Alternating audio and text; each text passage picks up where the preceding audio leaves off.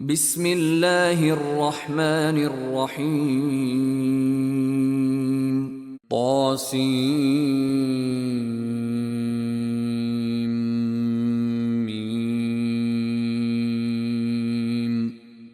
تلك آيات الكتاب المبين نتلو عليك من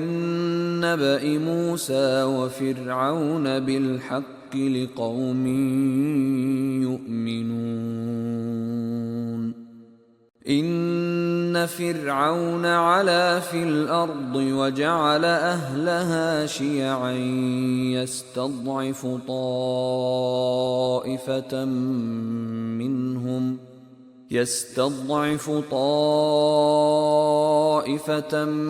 منهم يذبح أبناءهم ويستحيي نساءهم إنه كان من المفسدين ونريد أن نمن على الذين استضعفوا في الأرض ونجعلهم أئمة ونجعلهم الوارثين ونمكن لهم في الأرض ونري فرعون وهامان وجنودهما منهم ما كانوا يحذرون وأوحينا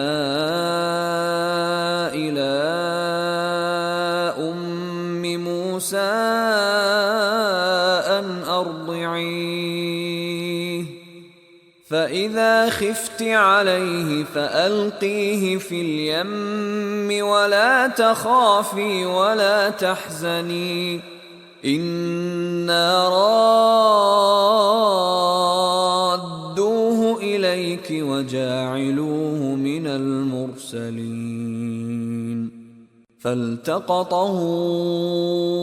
آل فرعون ليكون لهم عدوا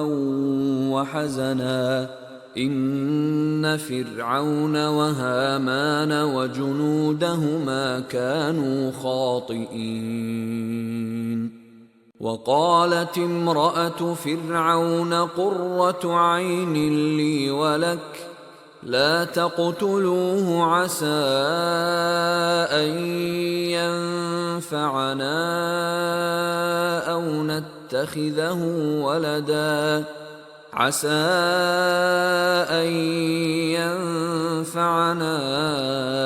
أو نتخذه ولدا وهم لا يشعرون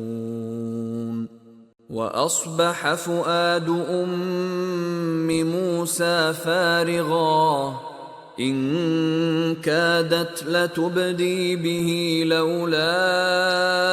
أن ربطنا على قلبها لتكون من المؤمنين وقالت لأخته قصيه فبصرت به عن جنب وهم لا يشعرون وحرمنا عليه المراضع من قبل فقالت هل أدلكم على أهل بيت يكفلونه لكم وهم له ناصحون فرددناه إلى أمه كي تقر عينها ولا تحزن ولتعلم أن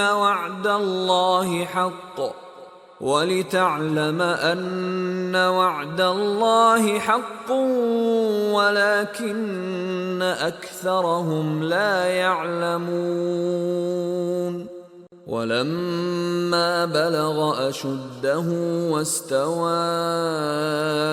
آتيناه حكما وعلما وكذلك نجزي المحسنين ودخل المدينة على حين غفلة من أهلها فوجد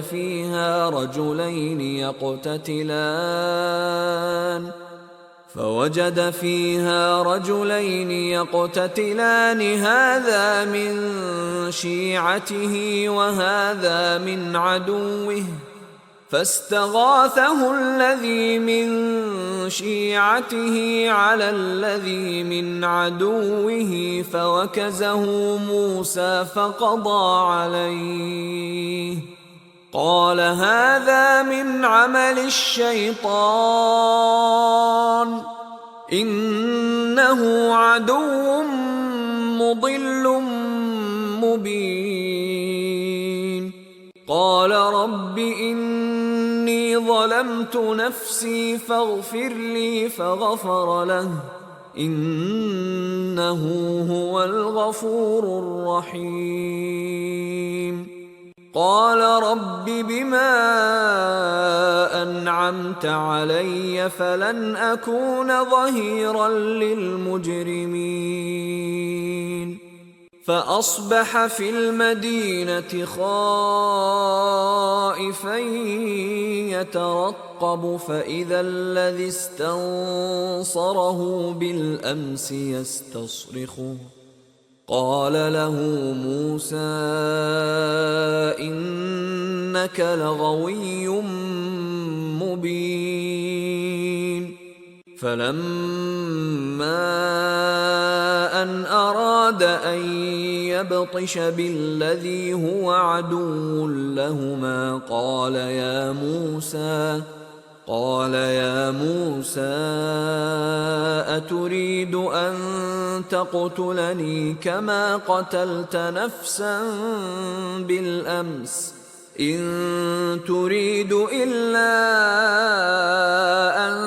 تكون جبارا في الأرض وما تريد أن تكون من المصلحين وجاء رجل من أقصى المدينة يسعى قال يا موسى إن الملأ يأتمرون بك ليقتلوك فاخرج إني لك من الناصحين فخرج منها خائفا يترقب قال رب نجني من القوم الظالمين ولما توجه تلقاء مدين قال عسى ربي أن يهديني سواء السبيل ولما ورد ماء مدين وجد عليه أمة من الناس يسقون ووجد من دونهم امرأتين تذودان قال ما خطبكما قالتا لا نسقي حتى يصدر الرعاء وأبونا شيخ كبير فسقى لهما ثم تولى إلى الظل فقال رب إني لما أنزلت إلي من خير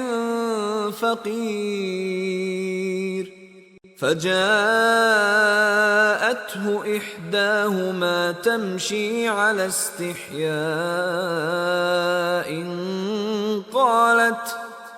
قالت إن أبي يدعوك ليجزيك أجر ما سقيت لنا فلما جاءه وقص عليه القصص قال لا تخف نجوت من القوم الظالمين